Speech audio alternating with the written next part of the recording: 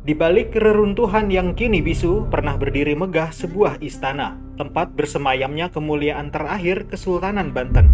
Inilah sebuah keraton saksi bisu kasih seorang sultan kepada sang ibu, yang akhirnya hancur oleh amarah penjajah dan waktu.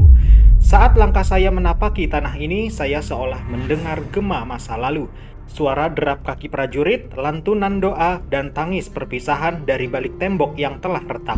Hari pertama episode Banten ini, saya datang bukan sekedar melihat puing sejarah, tapi menelusuri jejak kejayaan yang pernah hidup di sini, tempat di mana Banten menuliskan kisah terakhirnya tentang cinta, kekuasaan, dan kehancuran.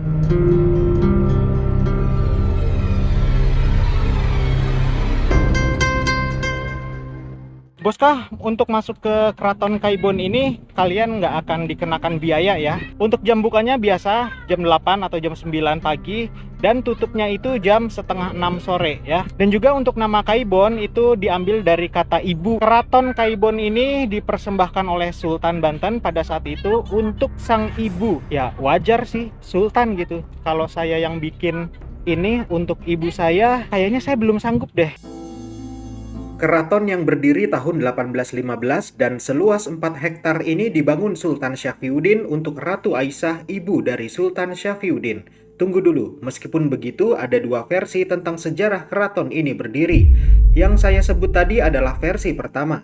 Versi kedua menjelaskan bahwa Keraton Kaibon sebenarnya sudah ada sejak akhir abad 18, kemungkinan tahun 1790-an. Yang dibangun oleh Sultan Muhyiddin untuk tempat tinggal istrinya Ratu Aisyah dan anaknya yang masih kecil dan kelak menjadi Sultan Banten yaitu Sultan Syafriuddin. Walaupun saya lebih condong pada versi kedua, pada intinya sama. Keraton Kaibon ini dibangun atas nama cinta untuk sang ibu dari Sultan Syafriuddin yang menggambarkan seorang ibu yang penuh kasih sayang. Oke, mantap. Kita akan telusur-telusur melihat sekeliling Keraton Kaibon ini. Sip. Dan Boska, untuk bagian situ ya, bagian sini tuh dulunya masjid deh, karena di bagian dalam tuh nanti kita lihat ada tempat kayak untuk imam sholatnya gitu ya. Nanti kita ke sana deh. Dan dari view sini ya, dari sudut ini yang sering dijadiin tempat untuk foto prewedding ya. Saya sering lihat soalnya di postingan komunitas-komunitas fotografer. Nah, di sini adalah salah satu spot favorit para fotografer untuk ngambil foto prewedding ya. Salah satunya di sini. Kalau saya salah ya maaf. Jadi ini dulunya masjid, itu tempat imamnya. Jadi area yang ini untuk makmumnya yang laki-laki. Nah, sebelah sini itu untuk makmum yang perempuan tuh ya. Kan biasanya kalau masjid itu kan laki dan perempuan dipisah ya. Jadi ini untuk laki-laki dan ini untuk perempuannya. Mari kita sebut saja Masjid Kaibon, karena saya tidak mendapatkan nama resmi masjid yang kita telusuri ini. Sebagai kesultanan yang bercorak Islam, maka wajar saja keraton ini dilengkapi masjid sebagai simbol legitimasi kekuasaan Sultan Banten. Artinya, kekuasaan Sultan Banten bersumber dan dilandasi oleh ajaran Islam. Selain itu, peran masjid di sebuah keraton adalah sebagai pusat kegiatan agama, tempat musyawarah, tempat pendidikan agama, dan pusat sosial kultural. Jadi untuk para fotografer nih senang banget nih ngambil di jendela-jendela ini ya, pakai teknik frame in frame. Jadi emang ya bagus sih, saya ngelihatnya di ini aja nih, di layar saya bagus nih ya. Tuh, estetik gitu. Dari Masjid Kaibon ini saya beranjak ke dua gerbang sebelum tertuju ke inti bangunan Keraton Kaibon Banten. Tapi di sini asli ini luas banget, sumpah ya. Tuh, gila, ini butuh berapa miliar nih kalau sekarang, atau triliunan bahkan ya kalau di zaman sekarang gitu. Dan Boska, di sini ada gapura ya, atau gerbang. Kalau bahasa saya sih ini kayak semacam gapura gitu. Ya gerbang lah intinya, ada dua, satu sebelah sana lagi ada, satu lagi, dua. Sampailah kita di gerbang Paduraksa. Gerbang ini bukan sekedar pintu masuk biasa. Dalam budaya Nusantara, Paduraksa melambangkan batas antara dunia luar dan kawasan suci. Siapapun yang melangkah melewati gerbang ini harus tunduk pada tata krama istana, karena di baliknya adalah pusat kekuasaan dan kemuliaan keluarga kesultanan. Maka wajar saja tidak semua orang boleh melewati gerbang Paduraksa ini. Hanya keluarga sultan yang bebas bolak-balik lewat gerbang ini. Tapi sekarang semua orang bebas keluar masuk gerbang yang dulunya sakral ini. Dibangun dari bata merah tanpa plester. Arsitekturnya memadukan gaya lokal Jawa, sentuhan Islam, dan pengaruh kolonial. Lengkungannya tegas, ornamennya sederhana tapi berwibawa. Bisa dibilang gerbang Paduraksa ini adalah sisa yang paling utuh dari komplek Keraton Kaibon. Dan kalau saya lihat di sebelah sini ya, tuh detil-detilnya tuh, gila keren banget asli. Keraton Kaibon yang memang didesain menjadi tempat tinggal Ratu Aisyah sempat menjadi pusat pemerintahan Kesultanan Banten. Hal ini dikarenakan Belanda menghancurkan Keraton Surosowan secara bertahap hingga puncak kehancurannya tahun 1808 atas perintah Dendels yang nanti kita akan telusuri juga. Oleh sebab itu, roda pemerintahan kesultanan dipindahkan ke Keraton Kaibon ini walaupun waktunya terbilang singkat, setidaknya hingga tahun 1816 pada masa penjajahan Inggris. Dan untuk bagian sini, ini jujur ya Boska, saya belum tahu dulunya ini fungsinya untuk apa. Saya juga belum tahu. Yaudah yuk, saya penasaran banget nih yang bagian sini nih. Kita ke situ dulu deh. Nah, untuk bagian sini ya, sekarang dipakai untuk area bermain juga, untuk santai-santai juga bisa di sini. Tuh ada anak-anak lagi main badminton ya, memanfaatkan tempat wisata yang ada di sini.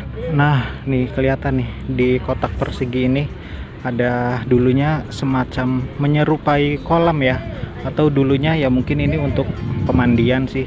Di bawah situ tuh ada kayak semacam lubang kecil tuh, tapi saya nggak tahu itu lubang kecil yang ada di situ tuh untuk apa ya. Jadi seperti inilah ya penampakannya sekarang. Coba saya lihat yang sebelahnya lagi, penasaran. Wow, wah kolam ini mah dulunya tuh. Lah kelihatan nggak Boska? Tuh, aduh silau lagi backlight ya. Tuh mataharinya soalnya di sana. Nah ini nih dulunya ya mungkin untuk mandi, cuma kayaknya kalau mandi turunnya dari mana? Masalahnya tinggi banget ini kalau turun dari sini ya. Setelah menemukan kejanggalan di kolam besar ini, akhirnya saya bertanya kepada petugas security, yang ternyata saya sudah masuk pada inti bangunan Keraton Kaibon. Ya, disinilah kamar tidur Ratu Aisyah yang dilengkapi kolam air di bawah tempat tidurnya agar menimbulkan efek sejuk di tengah udara Banten yang panas. Singkatnya, kolam ini adalah AC pada zaman itu. Teknik pendingin ruangan seperti ini yang juga digunakan pada salah satu ruangan di Lawang Sewu, Semarang. Kita melihat ada dua kolam di sini. Disinyalir kolam yang satunya adalah pendingin ruangan kamar tidur Sultan Syafriuddin. Nah ini jujur ya, saya kurang tahu nih kalau tempat yang ini dulunya berfungsi sebagai apa. Bentar, nih kayak ruangan lagi nih ya. Ruangan yang lumayan ya sedang lah ya, nggak terlalu kecil juga nggak terlalu lebar. Apa pertunjukan seni tari ya, bisa jadi ya, atau gimana nih, saya juga kurang paham ya. Nah akhirnya Keraton Kaibon di Serang Banten ini dihancurkan oleh Belanda karena sesuatu hal yang terjadi pada saat itu ya. Kehancuran penuh Keraton Kaibon dimulai ketika Sultan Syafriuddin menolak tunduk pada perintah Belanda yang mengeluarkan kebijakan memberatkan rakyat Banten serta merongrong kedaulatan Sultan. Penolakan itu menjadi tanda kehancuran. Pasukan kolonial datang dengan meriam dan senjata, menghancurkan apa saja yang berdiri di jalannya. Tahun 1832, api dan besi menghancurkan Keraton Kaibon, gerbang Paduraksa yang megah, tempat para bangsawan melangkah dengan kebanggaan, serta doa seorang ibu untuk anaknya agar Banten tetap tegak, tidak tunduk pada penjajahan, dan rakyat Banten tetap sejahtera dalam kedaulatan Kesultanan Banten. Tapi kini gerbang itu menjadi reruntuhan yang bisu. Dan disinilah berakhir masa kejayaan Kesultanan Banten. Sebuah kerajaan Islam yang dulu menjadi pusat perdagangan dunia, tempat kapal dari Arab, Cina, dan Eropa bersandar membawa rempah dan budaya. Banten yang dulu berdiri setara dengan Mataram, Demak, dan Aceh, kini hanya tersisa debu dan ingatan. Tapi, keruntuhan ini bukan akhir. Kaibon yang hancur bukan tanda kalah, melainkan peringatan bahwa ketika bangsa kita terpecah, ketika kita mulai melupakan siapa diri kita, maka penjajahan selalu menemukan celah untuk masuk. Dari puing Kaibon kita belajar bahwa kemerdekaan tidak pernah datang dari langit. Ia lahir dari keberanian, dari air mata, dan dari cinta terhadap tanah air.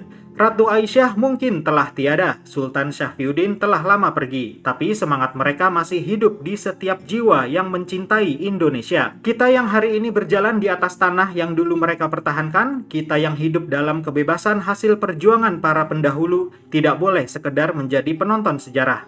Runtuhan Keraton Kaibon bukan sebagai batu mati, tapi sebagai saksi. Saksi bahwa suatu bangsa bisa jatuh ketika lupa pada persatuan. Dan saksi bahwa cinta pada negeri ini harus dijaga seperti seorang ibu menjaga anaknya. Jangan biarkan semangat Kaibon terkubur di bawah debu waktu.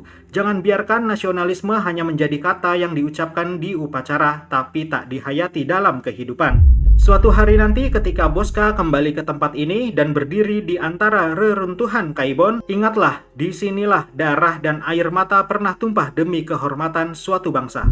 Jangan biarkan nyala itu padam, karena selama Kaibon masih ada, selama sejarah masih diingat, maka Banten dan Indonesia akan selalu hidup dalam jiwa yang merdeka. Jadi itu tadi perjalanan kita hari ini, semoga bermanfaat dan sampai ketemu lagi di video-video penelusuran berikutnya. Jadi di belakang kita sekarang sudah ada jembatan rantai yang fungsinya mirip banget, cara kerjanya juga mirip banget dengan jembatan Kota Intan di Kota Tua Jakarta.